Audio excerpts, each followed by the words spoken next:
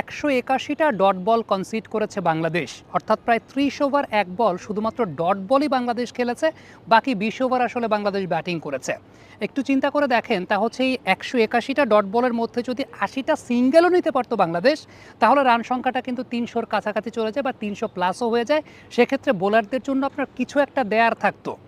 এই যে সিঙ্গেল নিতে না পারার যে ব্যর্থতার জায়গাটা, সিঙ্গেল নিতে পারে না বাংলাদেশ, এই প্রবলেমটাই আলটিমেটলি ওয়ানডে ক্রিকেটে বাংলাদেশকে দিনকে দিন ভোগাচ্ছে এবং বাংলাদেশ সেই জায়গাটায় ভুগছে।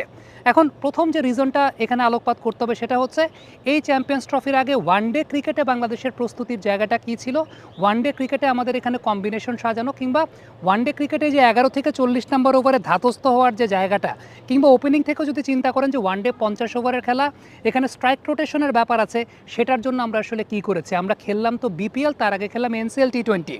এখন টি20 ক্রিকেটের মেজাজটা যেরকম থাকে, সেখানে হয় আপনি মারবেন না হয় আপনি ডিফেন্স করবেন।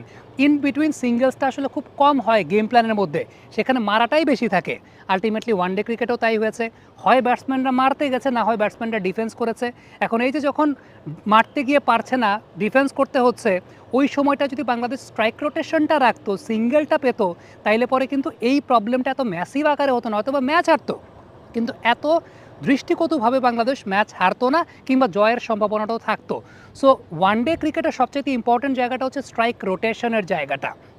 আপনার গেল 3 মাসের প্রিপারেশনের জায়গাটা কী ছিল, ছিল টি20 ক্রিকেট। সো স্ট্রাইক রোটেশনের প্রিপারেশনটা ব্যাটসম্যানদের, সেই জায়গাটা আলটিমেটলি বাংলাদেশের হয় নাই বা এই জায়গাটা একদম মোর্চে ধরা ছিল।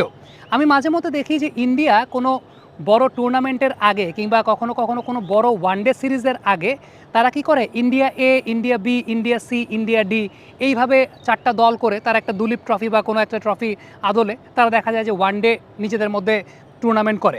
এই জায়গাটাও কি আমরা আসলে চিন্তা করেছিলাম কিনা? দেখেন, একটা বিষয় চিন্তা করেন, আপনি যদি পাকিস্তান শাহিনসের সঙ্গেও 3 ম্যাচের ওয়ানডে সিরিজ রাখতেন বা 4টা ম্যাচ খেলতেন বা 3টা ম্যাচ খেলতেন, আপনি ওয়ানডে ক্রিকেটের প্রিপারেশনের জায়গাটা একটু ধাতস্থ হতেন। হ্যাঁ, বিপিএলের একটা কমিটমেন্টের জায়গা ছিল, বাট বিপিএলটা যদি সামনে চ্যাম্পিয়ন্স ট্রফি আছে, পরিকল্পনার জায়গাটা যদি এরকম হতো যে বিপিএলে আমি দল দরকার হলে একটা কমায় দিই, ধরেন রাজশাহী দলকে আমি কমায় দিলাম, যে রাজশাহী নিয়েই সবচেয়ে ঝামেলা হয়েছে, বিপিএলটা 10 দিন আগে শেষ হইতো।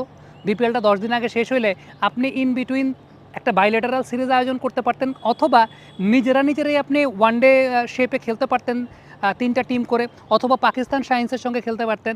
এই জায়গাটা আলটিমেটলি হয় না। আর দ্বিতীয়ত যে বিষয়টা, একটা পরিসংখ্যান দিয়ে, সেটা হচ্ছে স্পিনের এগেনস্টে গেল 2 বছরে বাংলাদেশের সবচেয়ে কম স্ট্রাইক রেট, সেটা 72 সামথিং। বাংলাদেশের চাইতে বেটার স্ট্রাইক রেট জিম্বাবুয়ের, তার চাইতে বেটার স্ট্রাইক রেট আয়ারল্যান্ডের।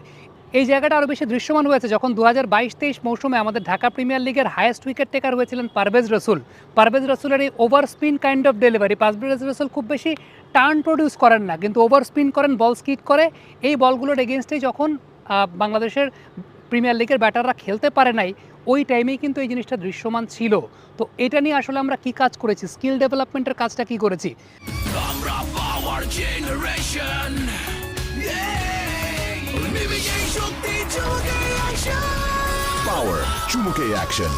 একটা বিষয় আমি আপনাকে বলি, সেটা হচ্ছে আমাদের ব্যাটসম্যানদের চ্যালেঞ্জটা কই থাকে ওয়ানডে ক্রিকেটে?